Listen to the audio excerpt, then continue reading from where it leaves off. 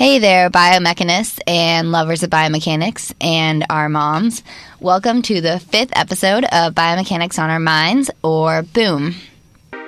Welcome to BOOM, where we have biomechanics on our minds. Boom. Boom. Boom. Boom. Boom. Boom. I'm Melissa. And I'm Hannah. And with us today is a special guest.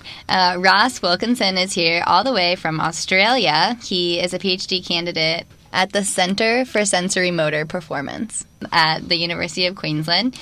And Ross is coming to the United States to do research at the University of Colorado Boulder. But he made a stop in California to come visit us at Stanford. And we're really excited to have you here with us. Yay, Ross. Yay. Thanks for having me, guys. I'm glad I got to meet you before you got too famous, you know. It was hard to book an appointment on Boom. But you, too, can come and be a guest on Boom if you want. If you write to us like Ross did and reach out, we'll pretty much all you have to do is is say that you think we're cool, and then we'll invite you. Then you're in. You can come all the way from Australia. We did not fund him. Noted. And they're really friendly, so don't be scared. But they will make you present at their lab meeting. It's true. And we are going to start off with a bit of boom. Bit of boom. Gucci. Bit of boom. Louis. Bit of boom. Bit of boom. So an article in Discover magazine talks about an Egyptologist that believes that we have found the first known prosthetics. Artificial toes were found on mummies, and they initially were believed to be ornamental, because who doesn't want ornamental false toes? Jackie Finch, who is this Egyptologist at the University of Manchester, believes that because they showed signs of wear that they could actually be prosthetics. Wait, what is an Egyptologist? Can you just tell me, what does that just mean you study Egypt? Ology, I think, is the study of. So this leads me to believe that Egyptology would be the study of Egypt. Wow, who knew?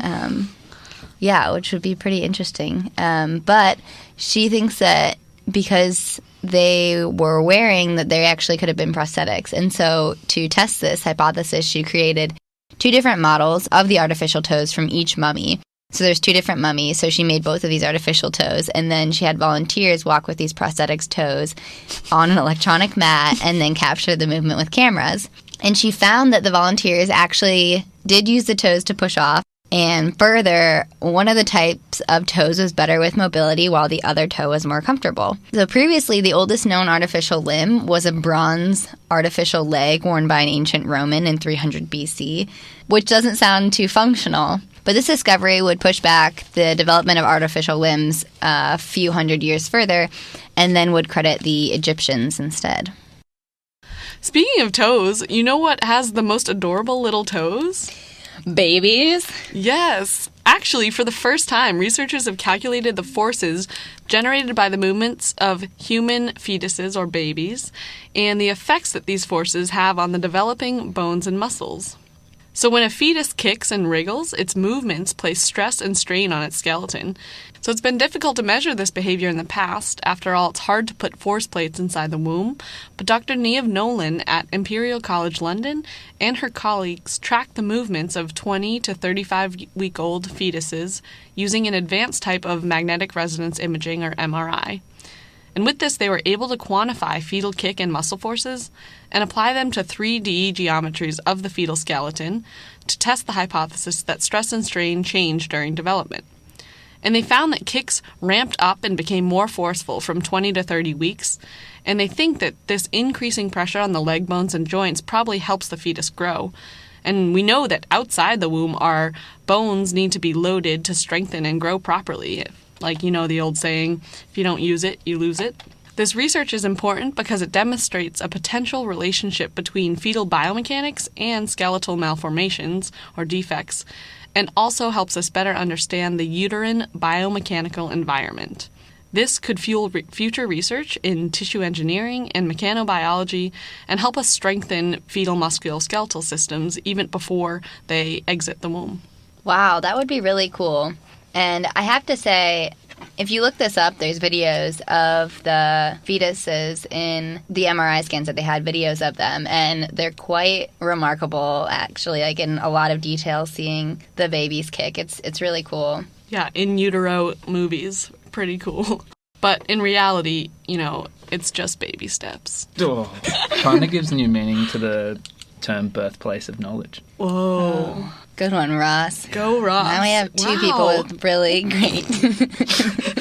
really cringeworthy puns. Dad taught me well. Yes.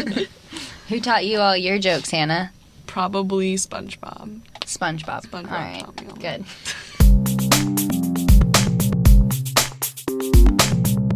Our interview today is with Professor Mary Rodgers. She is Professor Emeritus of the Department of Physical Therapy and Rehabilitation Science at the University of Maryland School of Medicine.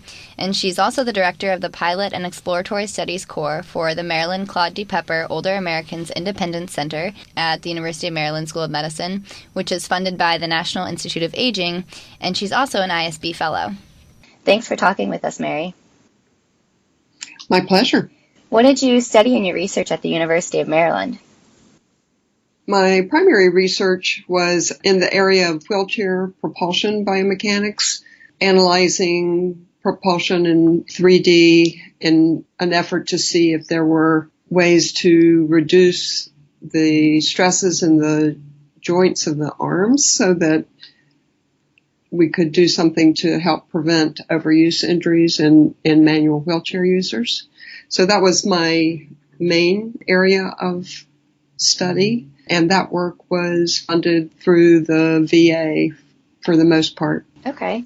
What types of tools did you use to look at the propulsions that people are facing when they're using their wheelchair? I had constructed a wheelchair ergometer, basically, that was a wheelchair that was mounted on a platform, and the wheels were instrumented with sensors so that we could detect the load being applied to the hand rim. And we could also apply resistance in a graded way. And that way I could use sort of a model for overuse based on fatigue. So when I would have subjects set up in the study, they were propelling in a sort of graded exercise protocol, and I would compare their positions of the wrist, elbow, and shoulder before fatigue and then after fatigue. The idea being that the biomechanics they were showing with fatigue would probably be the positions that would be problematic and that would be precursors to joint problems. So that was using a 3D motion analysis system. It happened to be a Vicon system. Okay. Did you ever work to develop wheelchairs that would help mitigate the problems that you were studying, or did you look at the effect of different chairs? No, I was focused on the human side of the equation. There were other places that were doing a lot of work around changing wheelchairs, but I was more focused on what was going on with the human side, how they were positioning themselves for propulsion and how that varied from person to person and with and without fatigue. I also was doing EMG measurements, so I was also looking at how the muscles were fatiguing and how they were influencing the joint positions. Okay, and do you still do research in your new position? My position now as emeritus is pretty much just in facilitating other people to do their research. I've continued to be involved with the Pepper Center here, which my responsibilities with that core are looking around to find young, new researchers who are interested in doing research that has something to do with aging.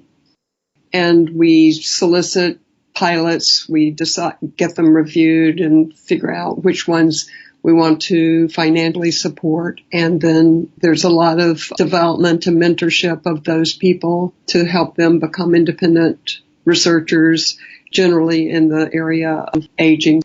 On the lines of mentorship, who's been an important mentor to you, and what types of characteristics did he or she have that fostered that mentorship? So I am very fortunate in that I've had a number of really wonderful mentors, and I hesitate to name any one person because I'm going to leave somebody else out. And I don't want to do that because I'm so appreciative of all of the support that I've gotten from so many different people. Certainly the people that were my advisors during my graduate studies were essential mentors in terms of my development as a researcher. Others were very important mentors as part of other parts of my career, academic career, sort of making headway in the areas of biomechanics as well as in the area of physical therapy, which is what my original training was. The characteristics, I guess, that are pretty consistent across all of those people that have been mentors, I think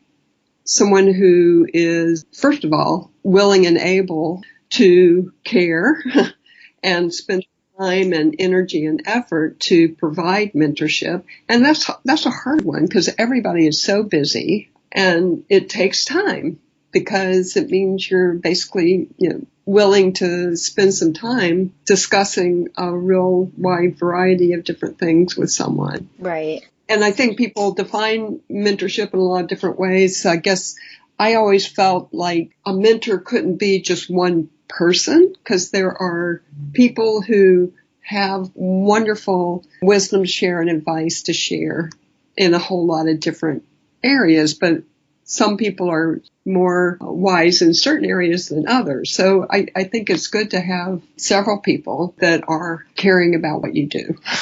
I think some mentor, and a really good mentor, I think, is welcoming of the opportunity to interact with somebody who is asking them for advice and willing to listen to it.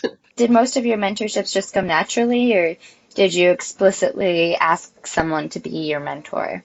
It depends. In some situations where it's somebody who is really, really busy and there's an opportunity to sort of structure up a regimented type of ongoing communication, that's a little bit more formalized way of mentorship. And I don't think I had, certainly as part of my graduate studies, that was essential. In other cases, when I was first getting into my own grants, and not working on other people's grants, but when I was working with other people, being able to have regular communications with those people. Most of the other ones, like for instance, this is connected with the International Society of Biomechanics, and the early mentorship I had was it's good to get involved with the biomechanics societies.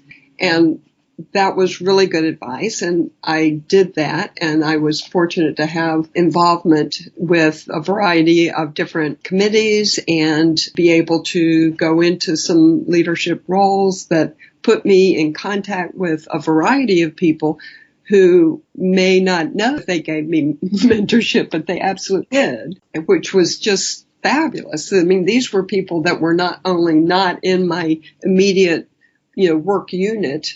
They were people from all over the world, and being able to bounce some things off of those people and get their perspectives was really a fabulous opportunity. And, all those interactions were very important on so many different levels. One being that as in academics, you have to have support to be able to progress through the academic ranks. And doing that committee work and getting to know people who were more established and had reputations, they would be willing to provide some support letters, in the process of going through academic promotions. Yeah, and sometimes it can be a little intimidating to ask someone who is so well known in the field or so busy to be your mentor. And I was wondering if you had any advice for how to start a mentorship like that. I agree completely that it can be very intimidating. And one of the things I like about ISB is that it's small enough and sort of student-focused enough that the senior people that are involved are people who take mentorship seriously and are very open to being approached. One of the things I did have done on occasion when I was really intimidated is that I would ask the person if I could do an informational interview. And that was sort of a guise to, first of all, learn more about them and figure out where there might be areas that I could really benefit from their mentorship. And they then would know who I was. And then if I came later or maybe at the end of the interview asked if they would open to my asking questions in the future or communicating more, that worked well in several different cases. And most people, I think, are very happy to talk about themselves and their journeys and their paths. So that seemed like a good, and they're willing to say, yeah, I'll give you, this much time if they're really busy people. And what were some of the important things that you learned from your mentors?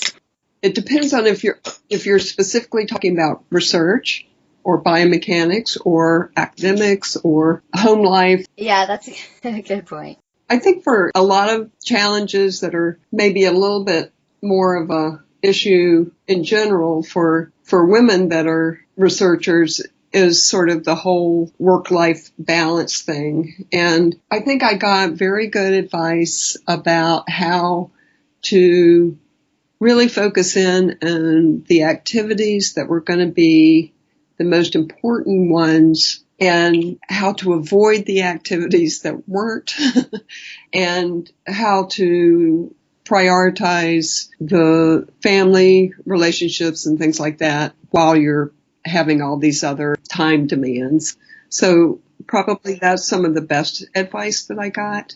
I recently was talking to someone who was saying, we were asking about work-life balance, and she was like, it's not this optimal thing that you eventually reach and you're like, okay, now I have it.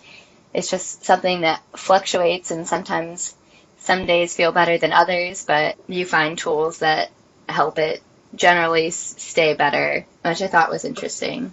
Yeah, absolutely. I mean, when you plan something, I mean, I'm not sure any particular day necessarily goes as planned because things come up. So it's important to have flexibility and to still sort of maintain the focus that you need to have to get done what needs to get done. Right. And have you had any experiences of poor mentorship, and do you have suggestions for how to handle these situations? I guess poor mentorship is just you need advice and guidance from somebody who's not willing to provide that. And in those situations, it just means you have to find some other way to get the information. And I guess I would say perhaps in my situation, the biggest example of that I had was when I was appointed department chair, and I had hoped to have more interaction with the person that was leaving that position, and they were not at all interested in that. So I reached out to other department chairs across the country, and I'm fortunate again that I knew a lot of those people. They knew me well enough that they were okay with my picking up the phone and saying, "Oh my gosh, this is what's going on. What have you had this happen? What did you do?" Which was really helpful. Yeah, I could imagine that it's really important, again, then to make sure that you're building community when you go to conferences and when you're talking to other people in the field or even outside of the field, because you never know when you might then turn for mentorship. Either way, What do you typically look for in a good mentor, or how could you tell when it would be a good relationship? Well, I guess, as I said sort of earlier, I think, first of all, it has to be somebody who's willing to care.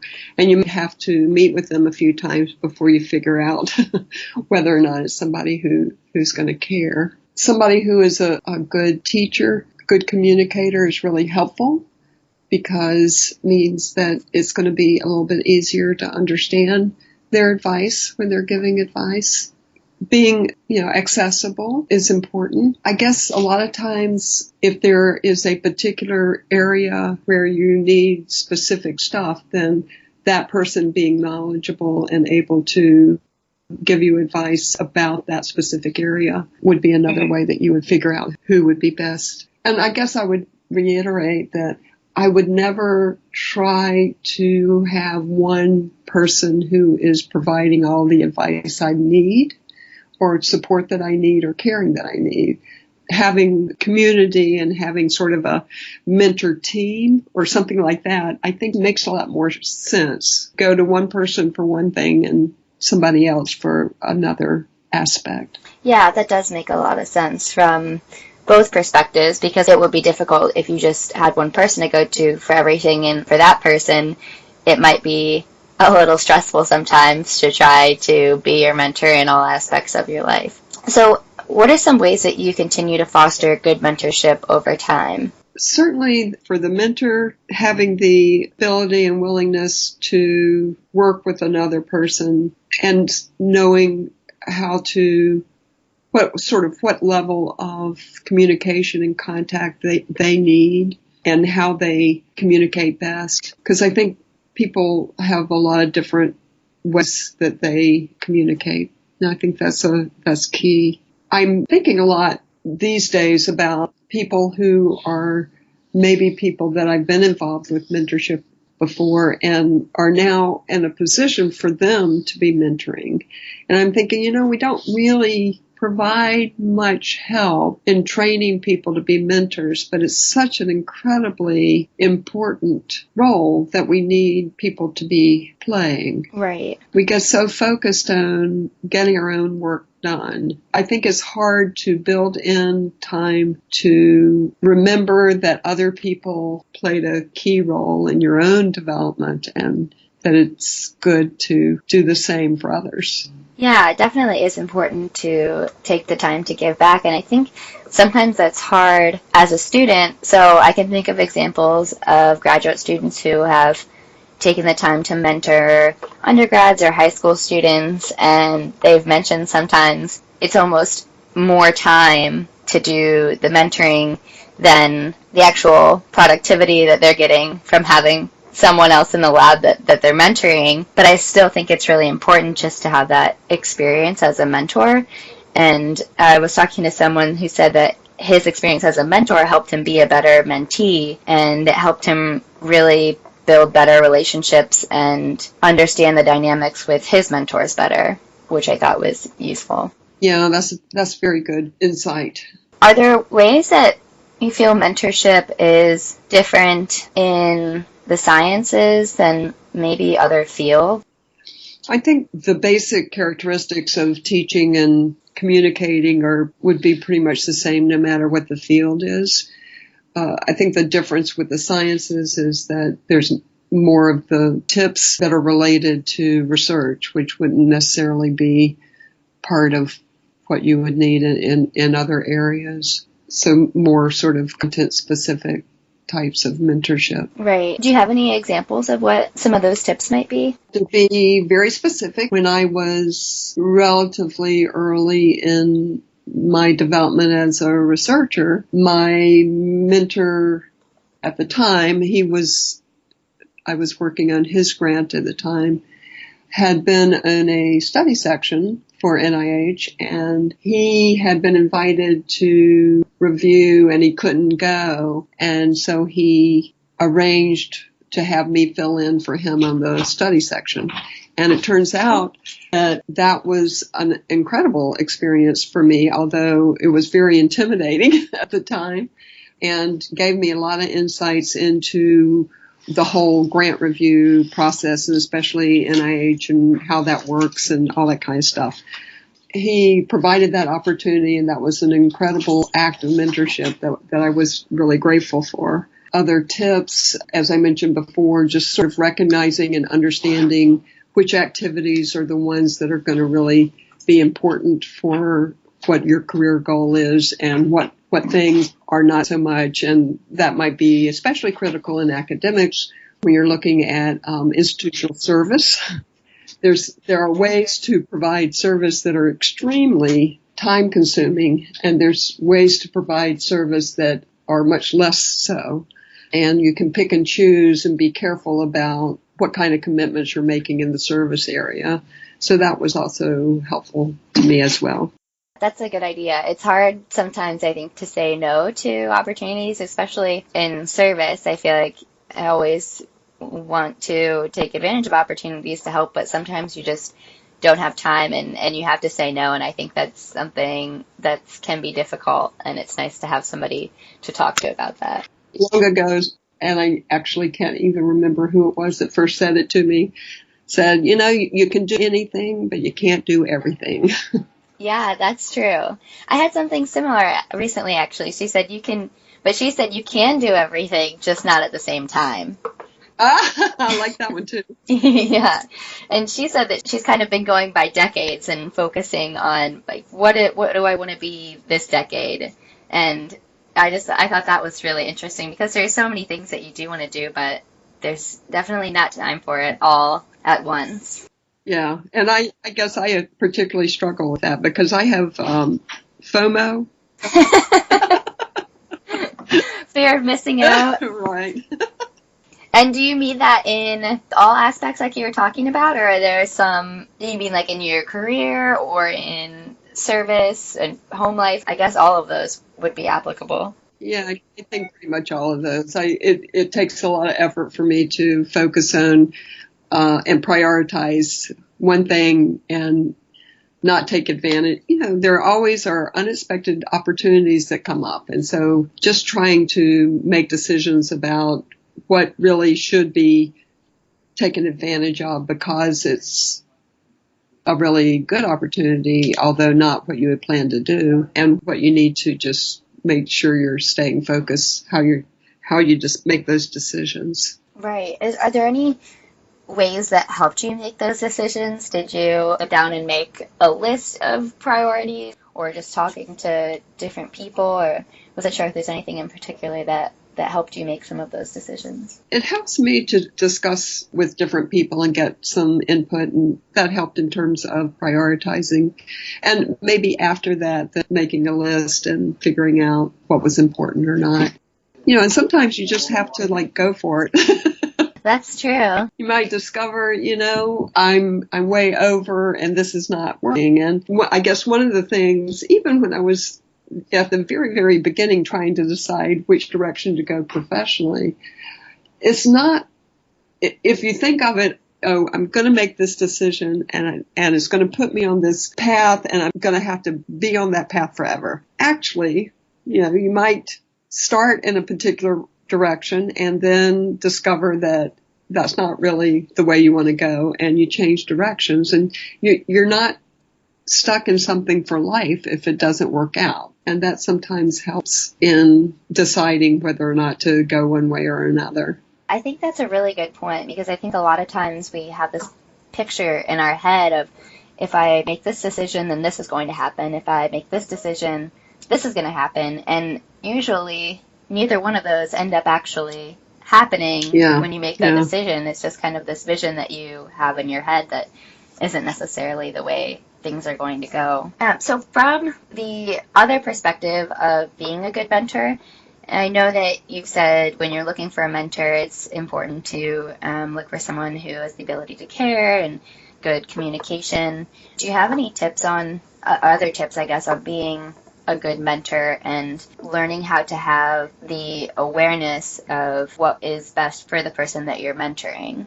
Well, I think a good mentor takes that role seriously, and they feel invested in whether the mentee is successful or not. I think that's really important. So that means that it's somebody who needs to have a good knowledge base, but also needs to be somewhat compassionate and understanding. And being a good teacher or good trainer that can communicate well is really important. I would say those are sort of some of the most important attributes. Do you think that those skills came naturally for you, or is it something that takes practice? I guess it's really important to take the time to think about how you're mentoring and ways for improvement. I feel like it has taken time for me. I think I had some very good role models along the way, and I think for me it was more a time issue than anything else. I just didn't feel like I had, early on, I didn't feel like I had time to invest in mentoring other people, or that I really needed to focus on just one or two people and not a whole lot of different people.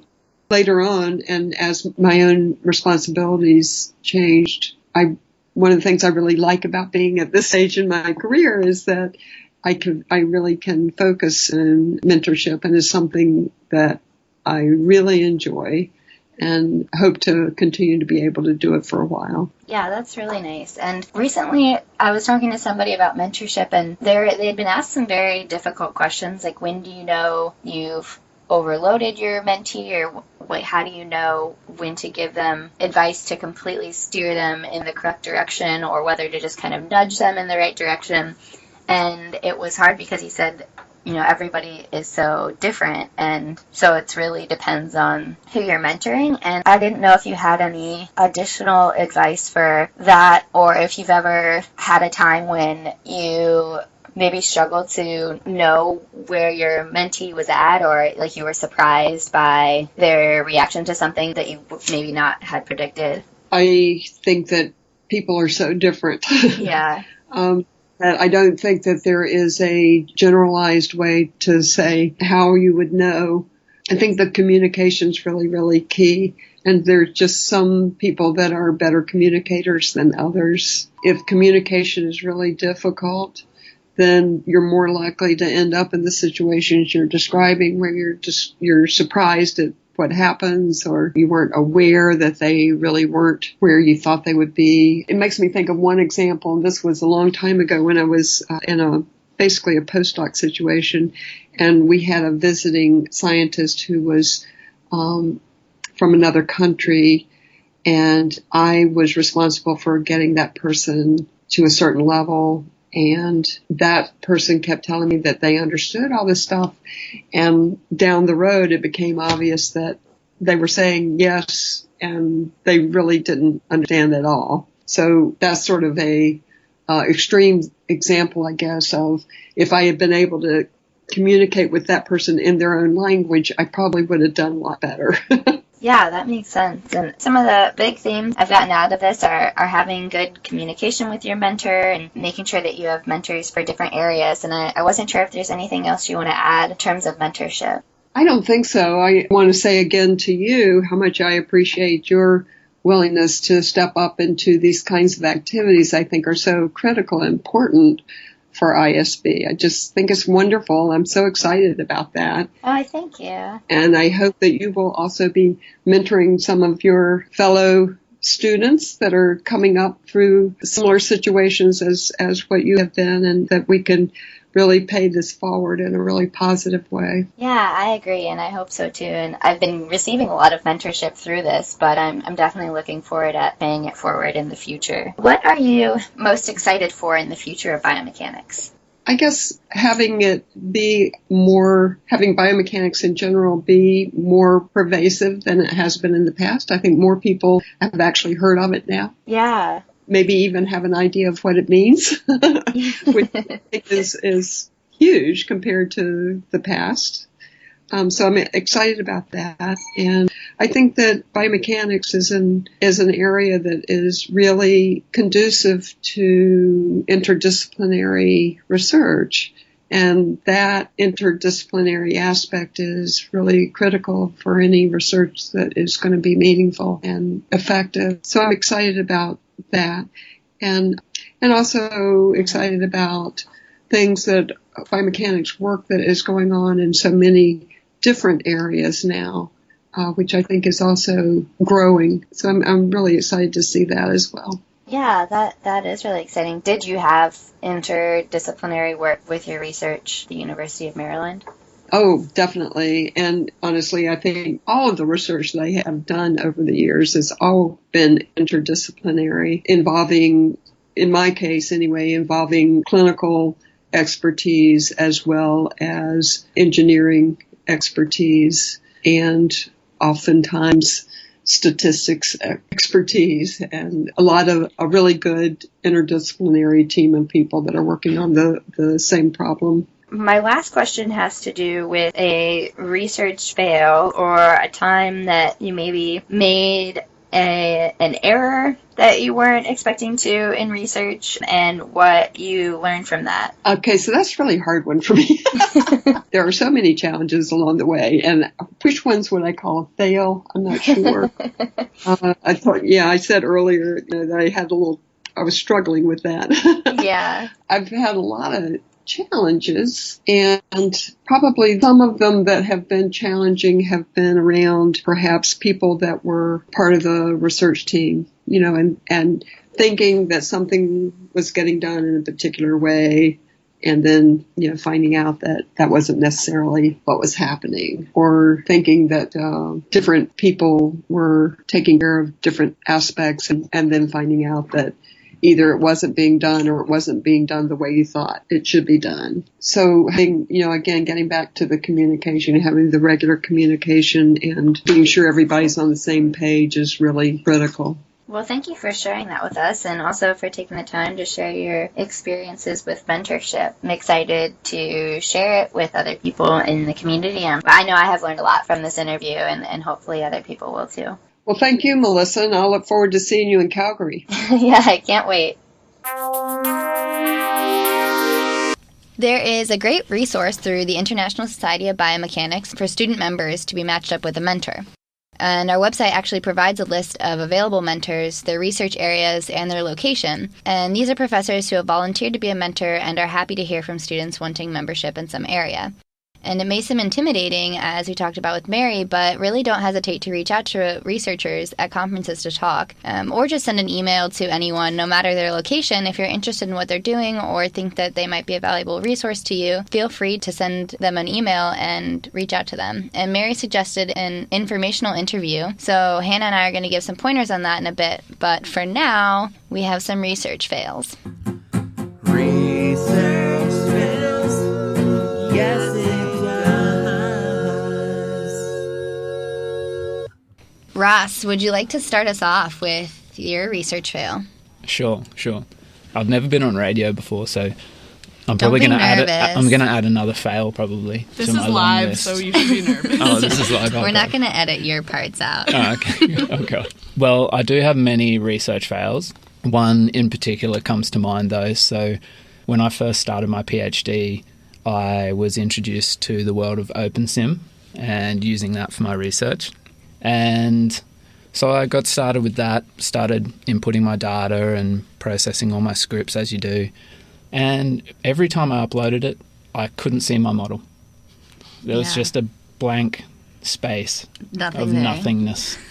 And so I'm showing other people in the lab and they're sort of pretty dumbfounded by what's going on. And after a few days of zooming in continuously for 2 days just straight, just scrolling like Didn't leave your computer. RSI in my finger, I finally saw this faint speck in the distance, like a star in the sky. Wow. And I realized that I hadn't converted my raw data files from millimeters to meters. Oh. So my model was literally 1,000 meters from the axis, like origin of the axis. So you scrolled scrolled 1,000 for 1,000 meters? I was zooming out, and yeah. So then that was the first part, and then I actually realized that my model was sideways, which I thought was fine. I just had to rotate the screen. Yeah. And he looked like he was cycling. So I presented some data on the joint moments there, and it didn't quite seem right. And I realized that having him in the wrong axis meant that gravity was actually acting sideways. So there was no gravity. Horizontal cycling. There was horizontal gravity. Yeah. Which like does... when you lay on your side and cycle? Yeah. Yep. Mm-hmm. And like your feet get like pulled side to side. Yeah. It's it would be very weird. So that would be my research fail. Well, that's awesome. Thanks for sharing that with us. No problem. I actually have a continuation of my past fail, and this isn't research heavy again, but when I went to go buy my desk at IKEA and I lost the department card, and so eventually I built this desk, and my advisors had not seen my desk before, but he came into the research lab I guess a couple weeks ago when I wasn't there. And you can tell that it doesn't fit in, okay? I'll give him that. The other desks are shaped like a bean and light brown, and mine is black and bigger than the other desks. And 4 stories high. It's very tall. And apparently he walked in and was just kind of dumbfounded at this giant desk that did not belong in the research lab. And then my lab mates told him that that was the desk that I bought, and I guess he wasn't really happy about that. And another fail that happened today, which I'm pretty sad about, is our research lab is connected to the gym. And there's a glass wall between us, but there's blinds, so you can't see the other side. But from our side, I decided to start hanging up paintings facing the gym to, like, decorate the gym. I thought that would be nice. Because somebody's doing a squat, you know, and they're good biomechanics form, and looking over, and then you see some grapes on a vine in front of the sunset. I felt like that would be a nice thing to see while you're working out. It was beautiful. Thank you. But then today, I was kindly told that no longer allowed to decorate the gym walls. So that was sad. And I'll be selling my paintings, so if anyone wants to buy them. I think that she just wants your painting for herself. Maybe. I think that's why she told Yeah. me. Okay, that could be it. That makes sense. That's pretty much the only thing I can think of that makes sense. Such a beautiful... Maybe you just went with the wrong sort of area. Maybe you needed more motivational quotes so people could just get in the zone, you know. Yeah. Or like you were taking you don't them, really want something relaxing. You were taking them off into the sunset, and You said they it thought was they were on a the beach right somewhere. vibe. Yeah. That's what you should As they're trying to do True. like a maximum squat. I could have wrote like tips, good Yeah. biomechanics form tips. Yeah, what is Like knees drawing some force behind velocity feet curves. and squatting. Oh, force velocity curves of your muscles. I'm sure people at the gym would love to read that. Just you're doing it wrong. That's it. Yeah. Period. End of sentence. Yeah. Okay, Hannah, do you have any fails that you would like to share? Oh, I had a similar problem in that. I was also running a simulation, and I thought about converting the normal unit the simulation uses, our SI, so meters, kilograms, etc. And so I was inputting something that was in centimeters, and instead of dividing by 100 to convert to meters, I multiplied by 100. And so, like, my simulation was not converging, and it was like, will not converge. And, like, I was like, why? And the numbers were getting, like, really big, and I was like, how is this happening? And I checked all my equations, and then it turns out I just had the wrong conversion factor. Oh, that I would feel get you. feel your pain. So that didn't work. But then I figured it out. So, some Tips. tips for an informational interview. The number one tip, Hannah, what do you think would be the best thing that somebody should do if they're getting ready for it? I must say, yeah, just, like, don't be too afraid. Just, like, think about this. Something that someone once told me about informational interviews is, like, you're really just trying to get directions from someone. Like, think of when someone walks up to you on the street and they're asking for directions to a place. Do you feel because you give them the correct directions, you owe them something? And do you feel bad afterwards? Like, after you give them directions, are you like, oh, that was so annoying, like, I didn't want to give directions? Or do you feel really good because you just helped someone out? You know, Yeah. you gave that them information that you didn't have. That they didn't have, rather. Yeah. That one? Yeah, Ross we got a We plus one. voted. Okay. Majority. Yeah, so I think that thinking about that was the best advice to think about an informational interview for me was just think about it like you're asking for directions, and that really makes it easy to not be afraid and just go into it open and Yeah, I think that's a really good point. You should have told me that yesterday before my presentation. Oh, well, you were fine. You were great. Yeah, and the beginning was really awesome. Yeah. I like the intro was You mean fun and more? lighthearted, and it really sent a good tone into the presentation. Yeah. We should do that even at conferences. I feel like Yeah. you Talk know, about just email take Just work a 30 little. seconds to just drop a line, Yeah, a exactly. joke, a fun tip. A fun story. Fact. Yeah. I think I naturally always try and do that at the start of presentations because I used to work in a bike shop, and one of the first things they teach you in sales is to build rapport. Like, it's the first step is when you meet someone, you try to build rapport. So I think I inherently do it with presentations. I try and think, well, I'll try and show them that I'm like a normal person before I get into it. That's a good thing to do, definitely. I did take my qualifying exam last week, and I told Scott that if I failed, I was just going to go into stand-up comedy. and I said I was just going to use quals as an excuse to practice. And he said that would be cool because he doesn't know any stand-up comedians. Yeah, Melissa passed her qual. Yeah. It's true, but it's kind of weird now going back into lab. At the end of quals, one of the professors was like, "Are you going to go back into lab now?" And I was like, "No, I have a whole bottle of wine in my backpack and I'm going to go outside and drink it." And then he was like, "Okay, you'll go back into lab tomorrow." And I was like, "Yeah, good news, I get to keep doing my PhD. Bad news, I have to keep doing my PhD." But no one laughed. And I felt so bad. I was like, "Okay, thank you. Just kidding. Thanks for passing me." Now my backup plan's dead. They were like, "We retract." I was also looking up some other tips, and some good ones that I thought were to do your research beforehand and maybe write down a few key points about their research or their recent work that you found interesting and that you might want to bring up. And to also just provide a short background of yourself, so just a 30-second, who you are and what you do and why you wanted to talk to them, because you want to make sure that the interview stays about them and making sure that you can get the most out of the interview and they're enjoying it themselves. And you can also prepare questions in advance. So we'll give some examples of questions that you might want to prepare for your informational interview. So the first one, or one of them might be, how did you get a start in this field? Another one might be, what projects are they working on right now? And another, maybe, what's your opinion on some exciting new development in the field or in their lab, in their research?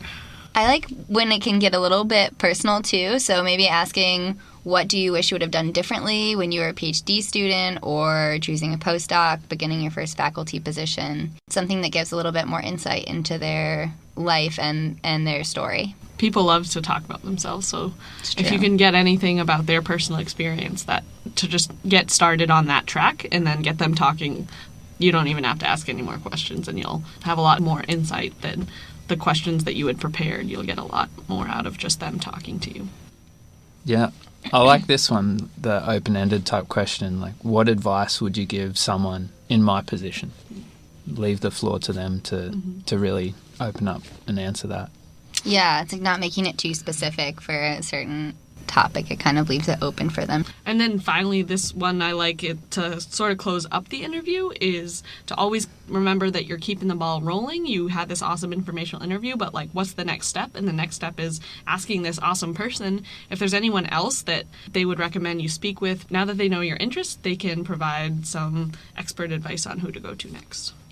Awesome. And always make sure to follow it up with gratitude, maybe a thank you note or an email just to thank them for their time and speaking with you. Well, thanks for listening to this episode of Boom. It's been great talking to Mary Rodgers and learning about mentorship, informational interviews, and just getting yourself out there. And really, biomechanics and research is just about building your network and doing great work. So try to get out there and just talk to some people, and we look forward to hearing from you too. And as usual, you can follow us on Twitter at IS Biomechanics and find us on Facebook at the International Society of Biomechanics. And I wanted to give an extra thank you to Ross for being on the show with us today. Thank you for having me.